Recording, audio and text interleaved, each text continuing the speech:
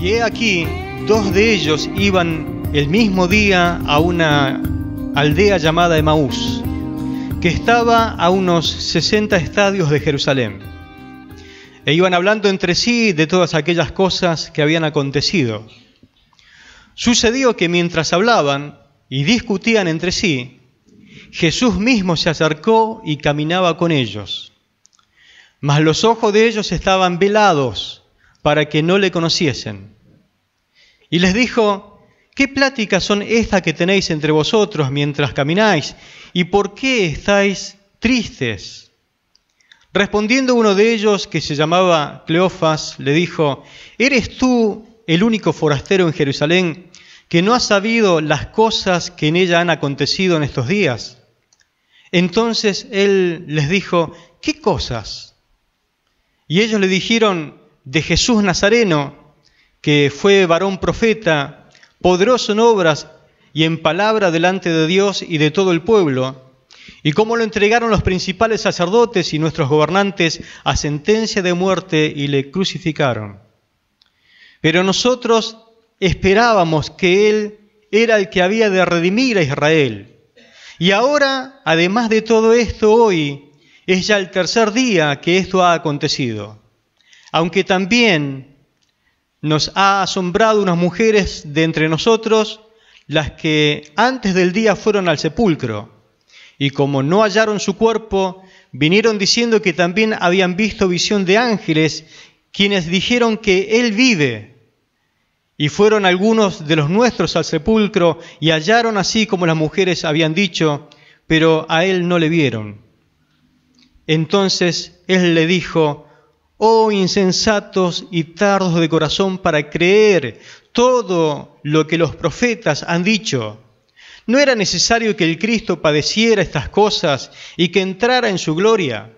Y comenzando desde Moisés y siguiendo por todos los profetas, le declaraba en todas las Escrituras lo que de él decían.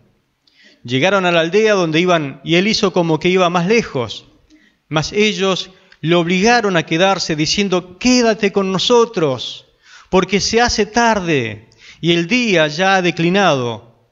Entró pues a quedarse con ellos.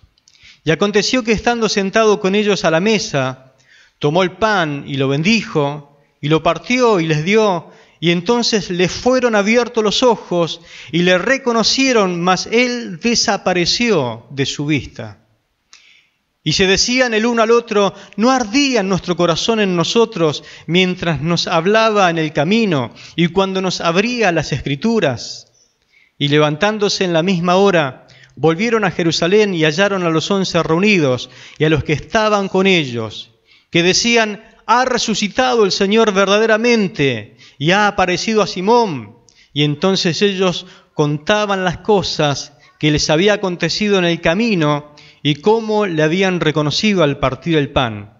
Y mientras ellos aún hablaban de estas cosas, Jesús se puso en medio de ellos y le dijo: paz a vosotros.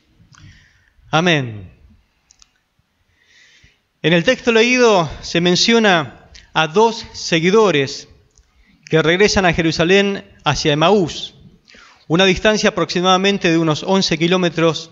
Iban cabizbajo, amargados, tristes, desilusionados, con un sentimiento íntimo de fracaso. Ellos no eran lo mismo de hace una semana atrás. Algo se rompió adentro de ellos. Perdieron el gozo necesario como para seguir adelante en la vida. Iban por ese camino como masticando su decepción. Imagínense, tenían 11 kilómetros como para comenzar a hablar estas cosas. Si uno quiere definir la palabra restauración, significa reparar, significa renovar, pero el significado más exacto que da el diccionario es volver algo a su estado de origen, a su estimación que antes tenía. Y alguien que realmente sabe cómo restaurar, por ejemplo, si le llevas un zapato a un zapatero que restaura, te lo va a volver como nuevo. Pero lo vuelve a su estado original, a la estimación que uno tenía de ese zapato antes de que se echara a perder. Pero estos discípulos se sentían decepcionados, y hay una diferencia entre sentirse engañado y sentirse decepcionado. Cuando uno habla de sentirse engañado, por ejemplo, una persona puede ir a comprar un producto e inmediatamente vuelve al almacén o donde lo compró, lo devuelve porque se siente engañado, porque no cumple con la función con que él lo compró. Y dice, devuélvame el dinero. Ahora, cuando uno se siente decepcionado, como estas personas se sentían, porque en realidad no se sentían engañados, sino decepcionados, es como cuando alguien en el cual uno creía o en lo que uno estaba creyendo, de repente no cumple con las expectativas. Es como cuando usted compra un auto y no lee la letra chica. Y después le cae todo de golpe y usted dice, ¿cómo no leí la letra chica? Y usted se siente decepcionado. En realidad es como cuando uno esperaba otra cosa. Y era lo que le pasaba a estos dos discípulos con la persona de Cristo. Ellos esperaban otra cosa del Señor. Nosotros sabemos lo que es sentirse decepcionados. En nuestro país nos sentimos a veces decepcionados, ¿con quiénes? Con los políticos. Porque creíamos que iban a hacer otra cosa, nos sentimos decepcionados.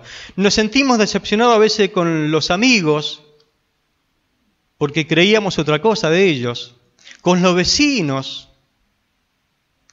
con nuestros familiares. Hasta hay gente decepcionada con la fe. Sí, con la fe nuestra. ¿Por qué? Porque muchas veces le han prometido, por ejemplo, sanidades mágicas. Le han prometido soluciones rápidas que luego no se cumplieron, jamás. Y automáticamente la gente pierde la fe. Los discípulos del Señor estaban decepcionados y necesitaban ser restaurados, es decir, que alguien lo vuelva a su estado de origen. Era como que necesitaban volver a brillar porque se habían opacado. Y en este pasaje leído vamos a ver cuál fue el camino que tomó el Señor para sacarlos de esa decepción. En primer lugar, dice la palabra que Él se acerca, y escuche, camina junto a ellos. Se acerca y camina junto a ellos. Era muy normal, porque los recorridos se hacían a pie, que a veces venía un caminante y se agregaba a 2 personas o a 3 personas que iban caminando y enseguida preguntaba, che, ¿de qué vienen charlando? Entonces se sumaba a la charla. Lo que hace el Señor aquí era muy normal en aquel tiempo. Pero en momentos de decepción, pero siempre va a aparecer el Señor, ese Señor que pareciera que está ausente. Parece nomás. Porque muchas veces nos pasa que parece que el Señor no hace nada. No solamente que está ausente, parece que no hace nada. Que nos dejó solo. Pero acá la palabra dice que este justamente era el sentimiento de ellos. El Señor nos dejó. Ya no está más con nosotros. No está haciendo más nada el Señor. Ellos habían olvidado rápidamente la promesa de Mateo capítulo 28, versículo 20. Usted la conoce muy bien. He aquí, yo estoy con ustedes todos los días hasta el fin del mundo. El Señor había prometido estar con nosotros y con ellos y con cada discípulo todos los días hasta el fin. Y lo que debemos tener conciencia nosotros es que en nuestros momentos de decepción, en tu momento de decepción, el Señor está presente y camina contigo al lado tuyo. A veces decimos, pero yo no lo veo. No lo veo. Escuche, ellos tampoco lo veían, porque el pasaje dice que ellos tampoco lo veían aunque estaba caminando con ellos y caminó 11 kilómetros con ellos. Pero no lo veían. Es más, fueron charlando con él, hablaban con él. ¿Por qué los encontró el Señor en ese camino? Porque justamente Él los sale a buscar. Había salido a su encuentro de estos dos discípulos porque ellos necesitaban ser restaurados. Y Jesús está allí presente para comenzar ese trabajo, ese arduo trabajo de restauración. Es un arduo trabajo restaurar la vida de las personas. Y es una historia constante donde haya una persona dañada, decepcionada. Siempre va a estar el Señor presente para querer restaurarla. Es una constante en toda la historia de la humanidad y en todo lugar de este mundo. El Señor siempre se hace un tiempo para querer restaurar a aquellos que la están pasando mal. La Biblia nos cuenta que Él entró en Jericó con una gran multitud que lo acompañaba. Pero había un hombre colgado de un árbol que no estaba en la multitud. Y cuando van llegando a la entrada de la ciudad, el Señor mira hacia arriba y le dice: Zaqueo, date prisa, desciende, porque hoy es necesario que yo more en tu casa. Así que vamos a tener una cena, pero me llama la atención esto. El Señor conocía el nombre de esa persona y el Señor conoce el nombre de todas las personas en todo el mundo porque Él es Dios, bendito sea su nombre. Le dice: hoy es necesario que vaya a tu casa. ¿Por qué? ¿Por qué, Señor, es necesario que entres a la casa de este pecador, que nadie lo quiere en la ciudad? Porque es necesario restaurarle. Es necesario restaurarle. Él nos saca de la multitud. No somos una persona entre la multitud. Nos individualiza en nuestra necesidad. Juan capítulo 4 habla de que Él estaba sentado junto a un pozo. Y aparece una mujer samaritana. Ahora, ella no aparece de casualidad en ese lugar. Es más, Él le está esperando a ella, porque Él sabía que era la hora donde ella iba a buscar agua. Y así hace con cada persona. El Señor no improvisa, el Señor prepara encuentros. El Señor sabe el nombre, sabe el apellido, sabe dónde vivís, porque Él quiere restaurarte. Él la estaba esperando a esta mujer. Él necesita, quiere charlar con ella porque entiende que necesita ser restaurada. Él sabe del profundo vacío en su interior. Él sabe que ella está en bancarrota espiritual. Se sienta allí, la espera, se pone a charlar con ella y después de esa charla, ella queda restaurada, gloria al Señor. El Señor quiere charlar con vos. Él charla contigo de una y otra forma. ¿Por qué los elige el Señor? Juan dice que Él no necesitaba que nadie le dijera nada acerca de los demás, porque Él conocía los pensamientos del ser humano.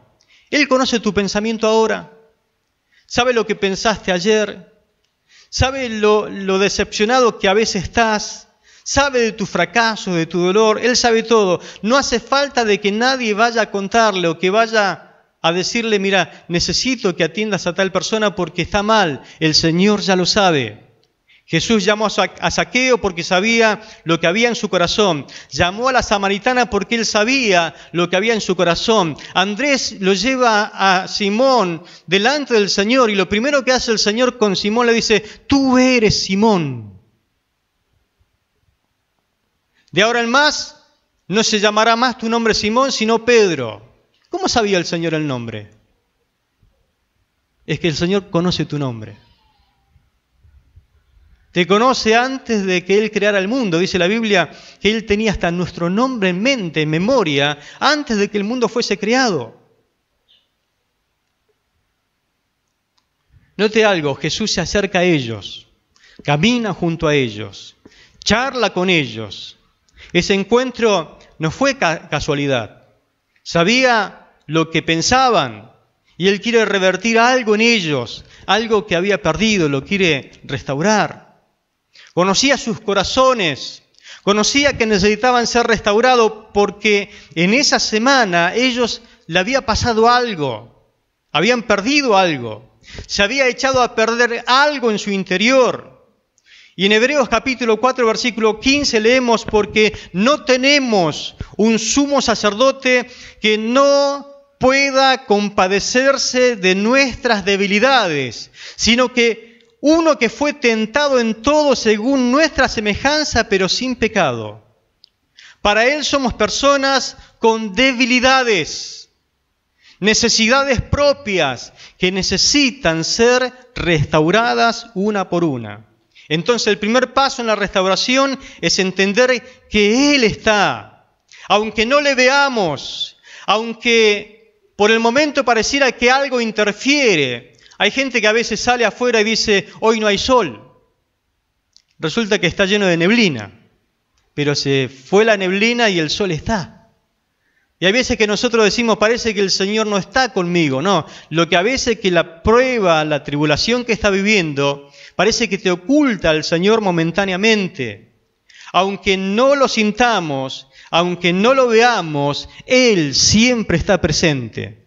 Y es el único que puede restaurarnos. Él sabe cómo hacer el trabajo de restauración. Él es el especialista. Si no sabemos cómo hacer ese trabajo de restauración, podemos arruinar para siempre o echar a perder esa persona o esa obra que necesitamos restaurar.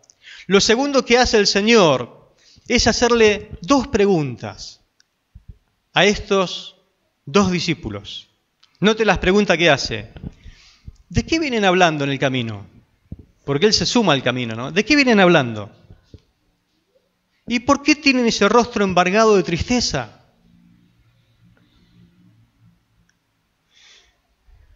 Pregunto, porque por ahí a lo mejor yo no sé. ¿Acaso el Señor no sabía lo que le pasaba?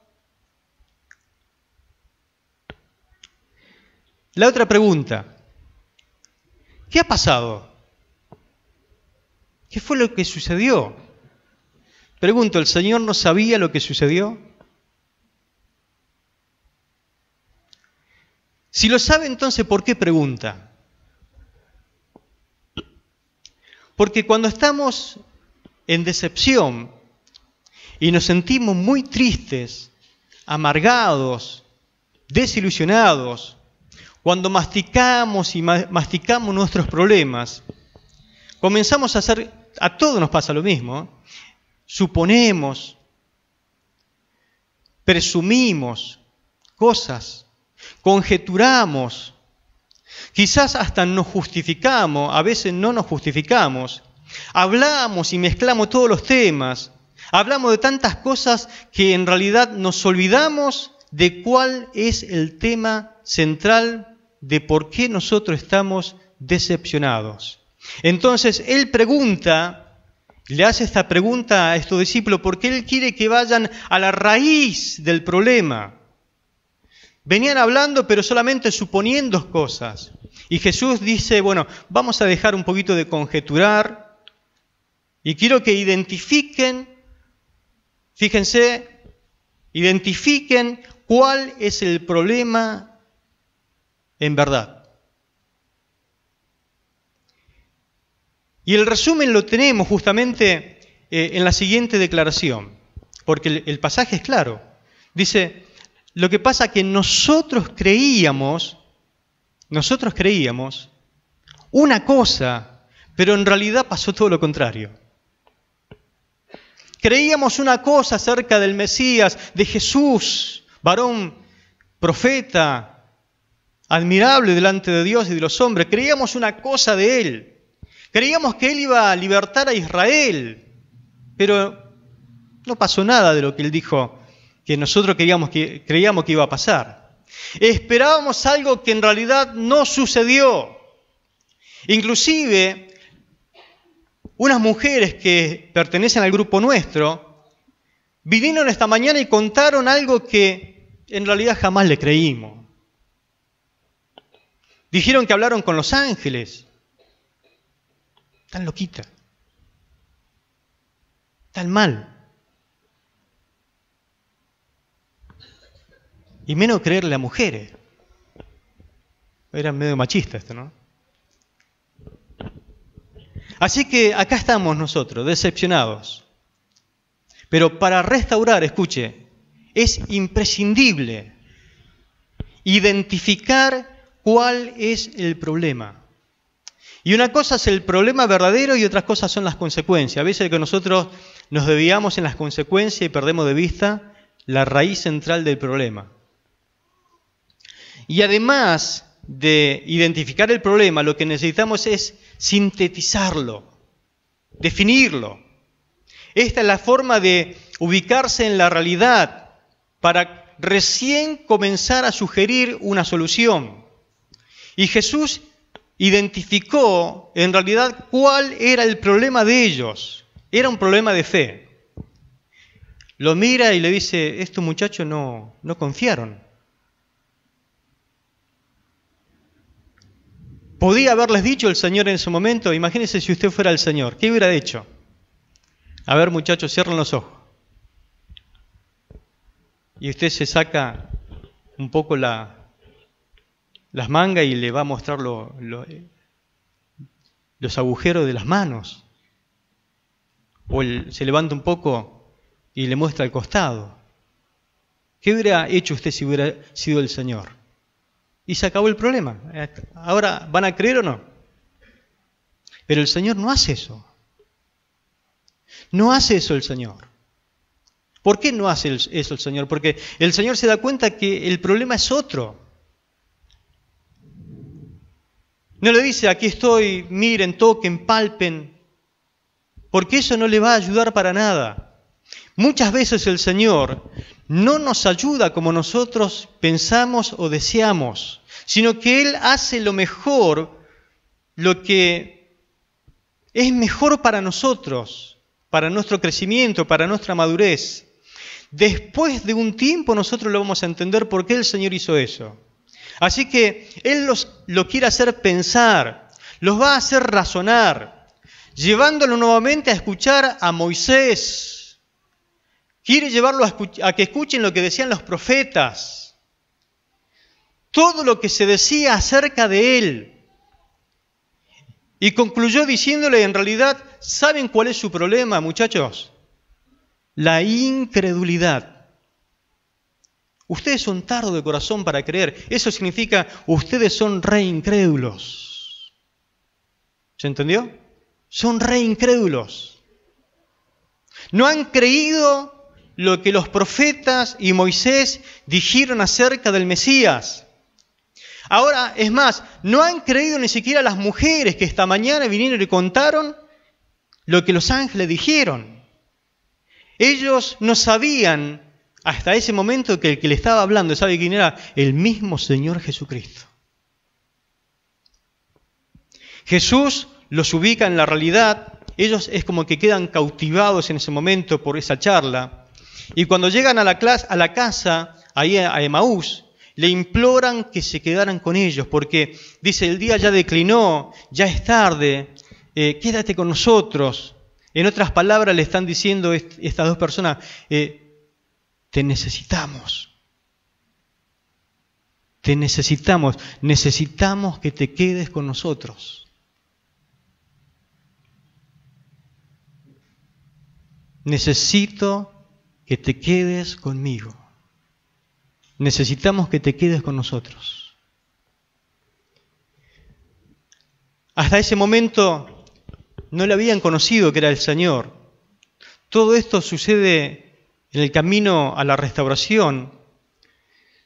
Se acerca a ellos, camina junto a ellos, le hace las preguntas para que entiendan la raíz del problema.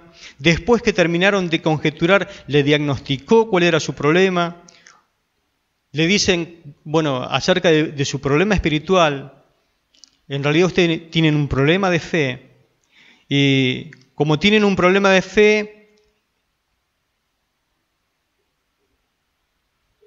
están como están, por el piso. Y me imagino que lo mira y dice, ¿por qué no creen a la palabra? A lo que Dios dice. Y al abrir las Escrituras, cuando yo abro la Escritura, cuando usted abre la Escritura, nos pasa todo lo mismo. Encontramos lo que está escrito de parte de Dios. Nos encontramos con la voluntad de Dios, lo que Dios tiene para decirnos a nosotros. Claro, al abrirle Jesús la Escritura, ellos quedaron cautivados. ¿Por qué nosotros leemos la Biblia? ¿Por qué nos pasamos leyendo la Biblia? Porque en la Biblia encontramos respuestas a todos nuestros interrogantes. Lo que Dios dice, las cosas que nosotros tenemos que creer. No lo que piensa uno u otro o aquel. Nosotros vamos a lo que Dios nos dice que tenemos que creer. Yo no sé cuántos de ustedes disfrutan pasar tiempo con la palabra, leyendo la Biblia, la Escritura. Juan 1:1 ¿sabe qué dice? Que la palabra es Cristo. La palabra es Dios. Por eso, cuando usted pasa tiempo con la palabra, pasa tiempo con Jesús. Pasa tiempo conociéndolo a Él, deleitándose en Él. Pasa tiempo de calidad con Él. La palabra es Cristo. Dijo una vuelta a Pedro, ¿a dónde iremos, Señor, si solamente tú tienes palabra de vida eterna? Cuando la luz comienza a declinar, cuando las tinieblas predominan sobre tu vida, es el momento preciso de hacer la oración, esta oración que hicieron los dos de Emaús. ¿Qué tenemos que orar? Quédate con nosotros, Señor. Quédate con nosotros porque se hace tarde, el día ya ha declinado.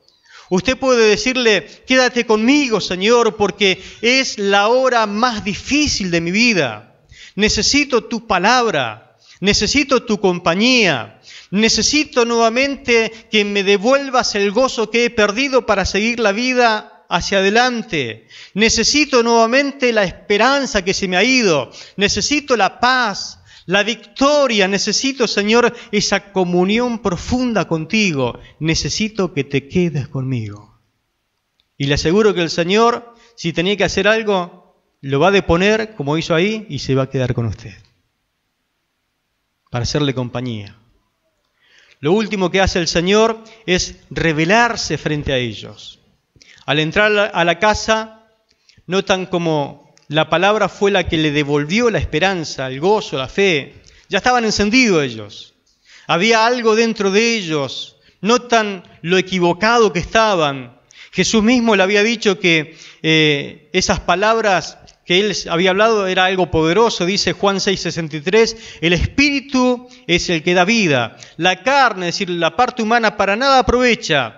Es decir, mirar las cosas humanamente no te aprovecha para nada. Pero las palabras que yo les he hablado son espíritu y son vida. Por eso cuando el Señor les habla y le imparte la palabra, ellos vuelven a revivir. Todo lo que ellos pensaban humanamente siempre le trajo decepción y amargura. Ahora las palabras que Cristo les habla, inspirada por el Espíritu Santo, los hace revivir. Todo cobra sentido ahora en la mente de ellos, en su corazón. Note cómo a veces los prejuicios, las preocupaciones, hacen que se nuble la visión que nosotros tenemos. Tenían una visión oscurecida ellos. Hasta ese momento, hasta entrar a la casa e invitarlo a comer, todavía ellos no sabían que Jesús estuvo todo ese tiempo con ellos. Todo un trayecto de 11 kilómetros hablando, charlando con el Señor, y ahora lo invitan a la casa a este extranjero, a este forastero. No sabían que era Cristo. ¿No nos pasa a veces lo mismo a nosotros? Que parece que es una persona con la cual está hablando, parece que es fulano de tal, el otro. Resulta que es el Señor. Es Dios que está utilizando a esa persona. Y parece que da en el clavo siempre, y parece que hasta te conoce lo que pensás. ¿Cómo puede ser? Hay veces que nuestros ojos están oscurecidos, no vemos correctamente. Lo lógico en aquella cultura es que cuando uno entra a comer, el dueño de casa o el de mayor rango en la casa, en la familia, toma el pan y lo bendice. Pero Después todos se sirven, ¿no? Pero acá es el invitado el que toma la iniciativa, toma el pan para bendecir el pan. Se habrán sorprendido, ¿no? Cuando él toma el pan para bendecirlo, en ese momento, dice que en ese momento recién ahí, a ellos se les abren los ojos. Lo reconocieron. ¿Por qué es que lo reconocen en ese momento? Hay varias alternativas que sugieren algunas personas. Ellos, por ejemplo, no habían estado con Jesús en la última cena, porque no eran discípulos íntimos del Señor. Así que ellos nunca vieron cuando el Señor partió el pan y le dio la copa de beber a los discípulos. Ellos no sabían nada de eso. ¿Habrán visto sus manos horadadas? ¿Habrán estado en la multiplicación de los panes y los peces y vieron algún gesto como diciendo, este gesto era el del Señor? ¿Por qué lo conocieron? ¿Sabe por qué lo conocieron? Porque fue una obra directa del Espíritu Santo en el corazón de estas personas. Le sacó un velo que tenían. El Espíritu Santo fue el que estaba trabajando sobre ellos. Y nosotros tenemos muchas veces en la jerga evangélica, porque nosotros hablamos medio raro, ¿no? No sé si alguna vez escuchó esta expresión en nuestro entorno. Imagínese que está con otra persona fuera de nuestro entorno, que no conoce nada de la vida de los cristianos, y usted dice, yo conozco al Señor. Y la persona se saca los lentes y dice, ¿cómo? ¿Qué dijiste? Sí, que yo conozco al Señor. Nosotros lo decimos a cada rato eso, yo conozco al Señor. Las personas te van a decir, pero vos estás chapita, ¿no? ¿Cómo que conoce al Señor? ¿Cómo que conoce al Señor? En realidad lo que nosotros queremos decir es que nosotros tenemos una relación profunda con Él, a través de la Escritura, de la Palabra. Eso es lo que queremos decir cuando decimos, conozco al Señor. La mayoría de la gente, si usted dice, ¿usted conoce a Jesús? Le va a decir, sí, ¿cómo no voy a conocer a Jesús? Claro, en la parte intelectual, conocemos en la historia acerca de Jesús. Conocemos AC, DC, ¿no? Antes de Cristo, después de Cristo. La historia fue marcada por el nacimiento de Cristo. Conocemos en los libros de historia, se conoce a nivel mundial acerca de Jesús, pero no lo conocen de verdad. ¿Por qué? Porque no están relacionados con Él. Ahora se dan cuenta estos dos discípulos que sabían muy, pero muy poco de la vida de Jesús. En realidad no conocían casi nada de Él. No le conocían de verdad. Y para los griegos, por ejemplo, en la cultura de ellos, conocer a alguien es haberlo visto. Para los hebreos, por ejemplo, conocer a alguien significa haberlo oído. Fíjese la diferencia entre cultura, ¿no? Haberlo escuchado. Y que esa palabra produjera algo en mí. Es decir, lo escuché, pero al escucharlo se produjo algo en mi interior. Yo lo conozco, en hebreo significa algo me pasó a mí después de escucharlo a él. En el Génesis, por ejemplo, cuando dice que Adán conoció a Eva y engendró a Caín, la pregunta es, ¿quién la conocía? Sí, pero la palabra conocer ahí significa que tuvo relación sexual con ella. Es decir, que había establecido una relación íntima y personal entre ellos. En el libro de Jueces, por ejemplo, hay una expresión que dice, es virgen y nunca conoció varón. Indudablemente esa chica conocía un montón de varones en la comunidad. Pero ¿cómo es que no lo conocía? Íntimamente. Nunca tuvieron intimidad con alguien, entonces nunca pudieron engendrar nada.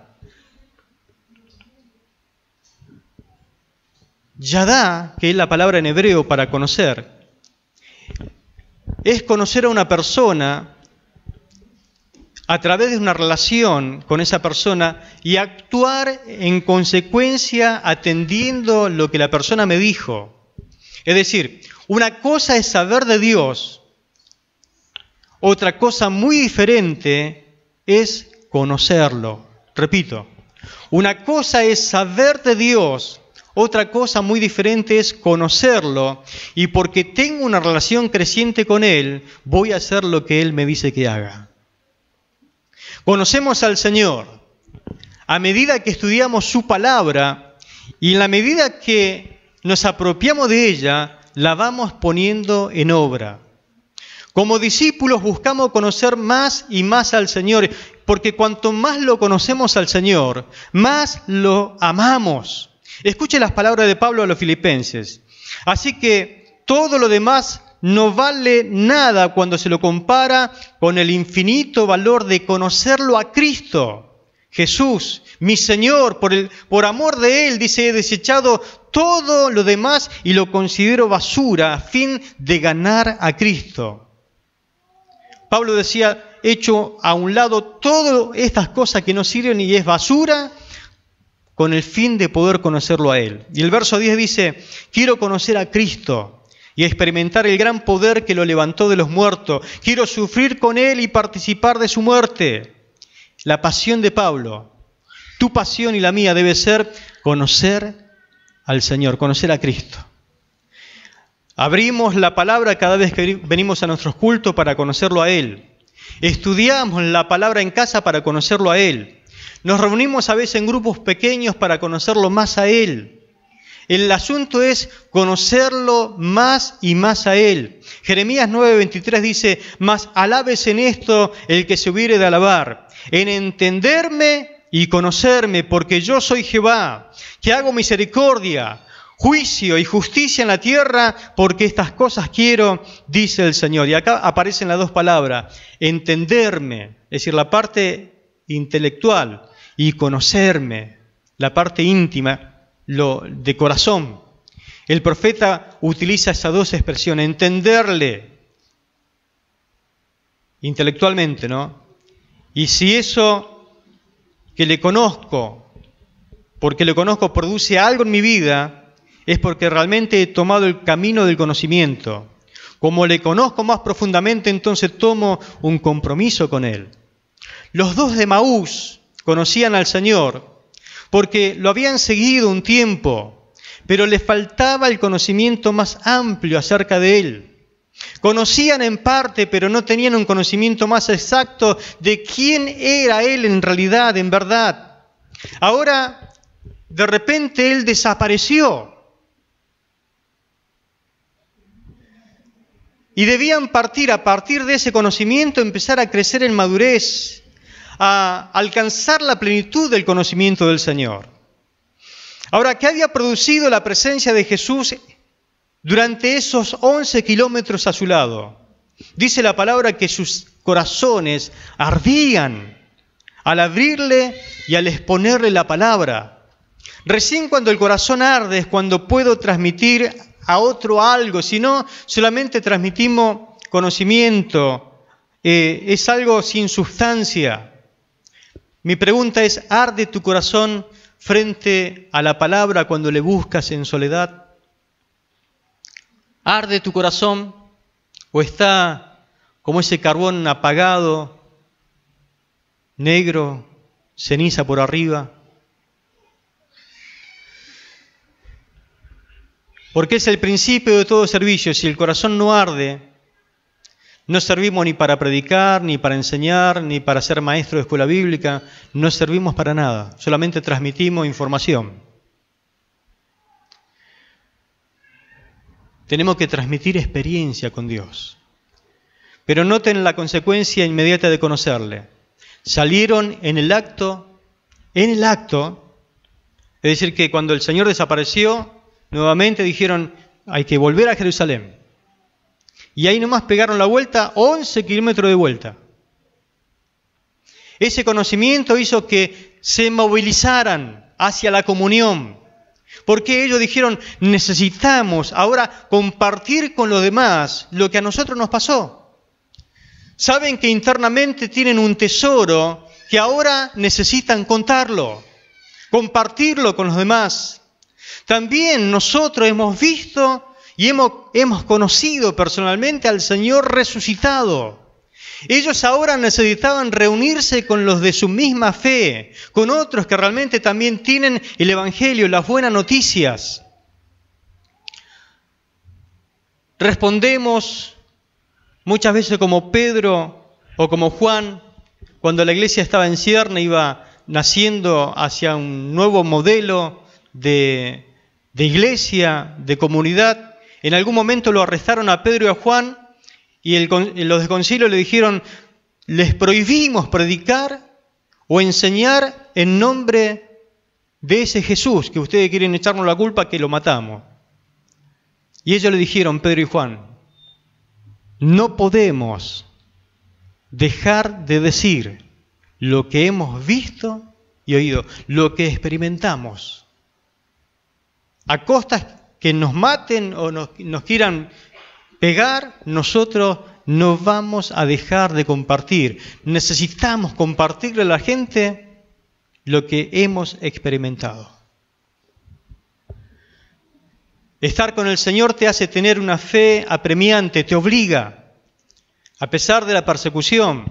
Hermanos, 10 olas de persecuciones se abalanzó contra la iglesia del primer siglo.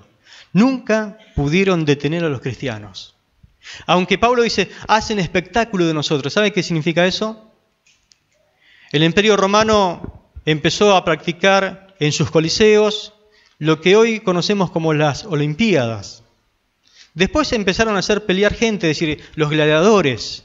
Y después, como se cansaron de eso, el espectáculo de ellos eran quemar cristianos, echarlos a las fieras.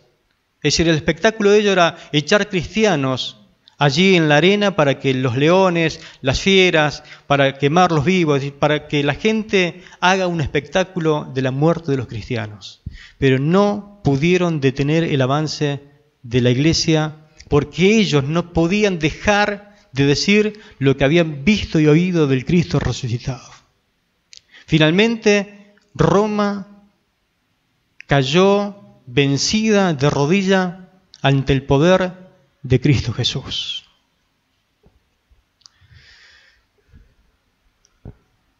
Por eso estamos hoy juntos aquí, hermano. Él abrió nuestros ojos, nos renovó interiormente. Y porque nos convoca a la comunión, no debemos de dejar de congregarnos, nos debemos al Señor. Y porque nos debemos al Señor, también nos debemos a nuestros hermanos. Asume en esta noche el compromiso de crecer cada día más en el conocimiento de nuestro Señor y Salvador Jesucristo. ¿Qué les parece si oramos al Señor en esta noche? Y le pedimos, Señor, ayúdanos a que podamos asumir el compromiso como estos dos, de ir a contarle a los otros lo que habían experimentado acerca del Señor. Oremos. Señor, sabemos que como discípulos también podemos experimentar momentos de desánimos, de desesperanza en nuestras vidas, momentos de decepción. Sin embargo, sabemos que solamente en ti podemos encontrar nuevamente esperanza y consuelo y poder salir de la decepción. Tú estás presente y dispuesto, Señor, a caminar con nosotros en nuestra hora más oscura. Además, nos revela tu verdad a través de las Escrituras y haciendo que nuestro corazón vuelva a arder nuevamente. Y nos llamas a participar, Señor, de una profunda comunión contigo, donde podemos conocerte aún más y más, y donde podemos experimentar tu poder transformador y encontrar gozo verdadero y duradero, Señor.